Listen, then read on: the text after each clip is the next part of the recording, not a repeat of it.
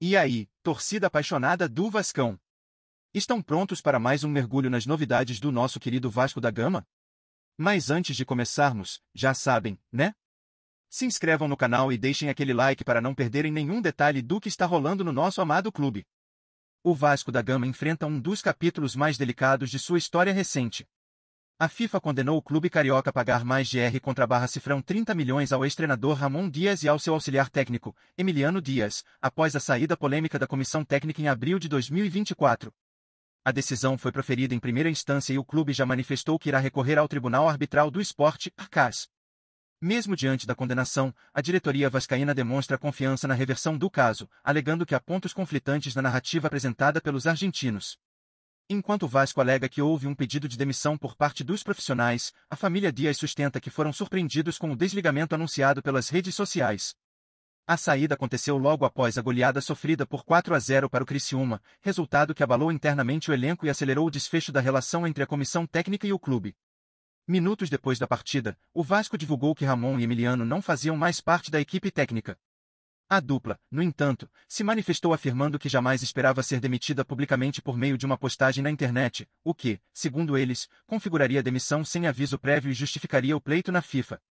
O clube, por sua vez, defende que a decisão de deixar o cargo foi informada ao gerente de futebol, Cláudio Rocha, ainda no vestiário, e reforçada à diretoria. Essa divergência de versões é o cerne da disputa judicial. Os valores estipulados na condenação são elevados. Ramon Dias reivindica cerca de R/Cifrão 15,7 milhões em multas, além de quase R/Cifrão 900 mil em verbas rescisórias. Já Emiliano Dias cobra, convertendo os valores, aproximadamente R/Cifrão 13,3 milhões em multa contratual, além de R/Cifrão 645 mil em verbas rescisórias. Esses montantes representam um peso financeiro significativo para um clube que ainda busca se reequilibrar economicamente e que vive sob o regime de recuperação judicial. O pagamento dessa dívida, caso a decisão seja mantida, pode comprometer investimentos em reforços e estrutura, o que gera preocupação entre dirigentes e torcedores. A atual gestão do Vasco afirma que, se tiver que arcar com qualquer valor, moverá uma ação de regresso contra os antigos responsáveis pela administração da SAF, a empresa 777, além de executivos como o ex-CEO Lúcio Barbosa e a ex-CFO Kátia dos Santos. A diretoria entende que a condução do caso e da relação com a comissão técnica foi responsabilidade da gestão anterior e que qualquer prejuízo deve ser absorvido por quem estava no comando naquele período. Essa medida, porém, depende da conclusão do processo e da manutenção da condenação, o que ainda está em análise pelo departamento jurídico do clube. A repercussão do caso tem mobilizado a torcida e provocado debates acalorados nas redes sociais. Muitos torcedores exigem mais transparência da diretoria, enquanto outros defendem que o clube deve mesmo responsabilizar os antigos gestores. Independentemente do desfecho, o processo escancara os desafios enfrentados por clubes brasileiros que, mesmo com o modelo de SAF, ainda precisam lidar com gestões passadas e decisões que reverberam financeiramente por anos.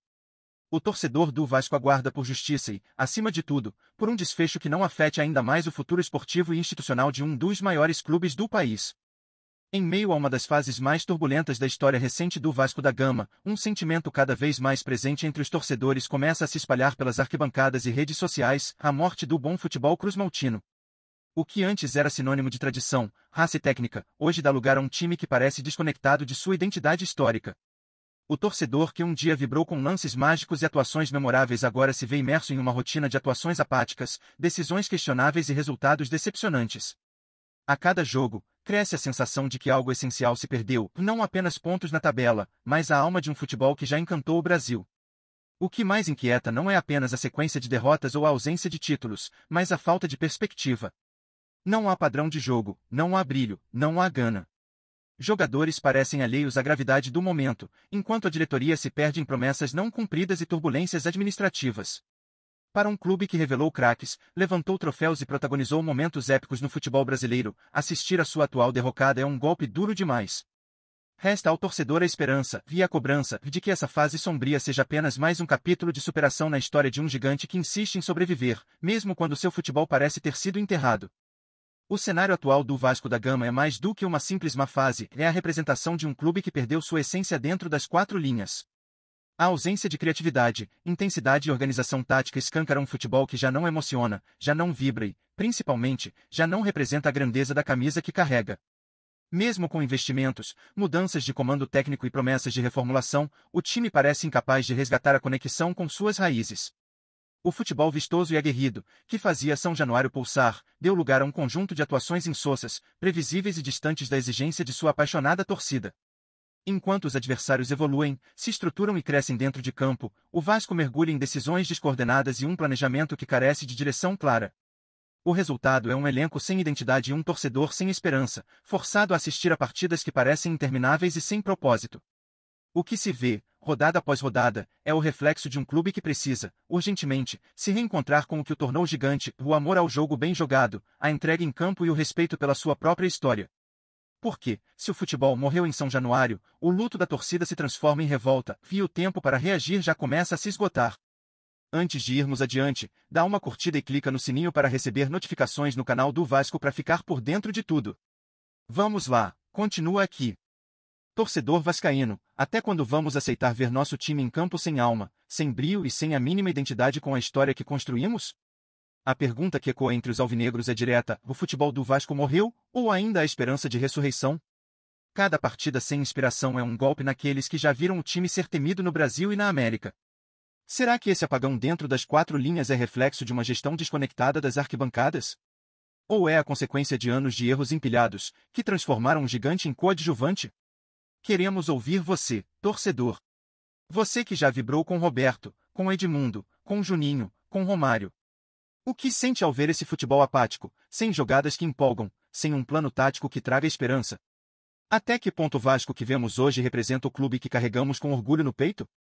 A torcida sempre fez sua parte, compareceu mesmo nos momentos mais sombrios, mas agora pede mais do que promessas, exige atitudes, exige respeito.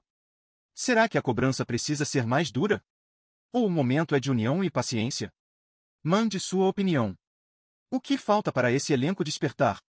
Seria a falta de liderança? Ou de vontade? O que você espera do próximo jogo, sabendo que a cada rodada a sensação de vazio aumenta? Acredita que o Vasco tem condições reais de reagir nessa temporada ou já jogamos a toalha antes mesmo do campeonato entrar na sua metade? A revolta nas redes sociais é nítida, mas é na arquibancada, na alma de cada cruzmaltino, que essa frustração pulsa mais forte. O futebol do Vasco ainda pode renascer, mas isso passa, antes de tudo, pela voz de quem sempre esteve ao lado, o torcedor. Esse é o momento de gritar, de questionar, de cobrar. Chega de se conformar com empates sofridos e derrotas humilhantes. O Vasco é muito maior do que essa apatia. E você, vascaíno, o que tem a dizer sobre essa fase? Compartilhe, participe, se manifeste. Porque se o futebol do Vasco está morrendo, que seja a torcida a força que fará esse gigante levantar de novo. Vem ver as novidades do Vasco todo dia. Se inscreve no canal e dá um like pra gente saber que você gosta. Fala o que você acha nos comentários, é super importante pro Vasco. Tchau, até o próximo vídeo.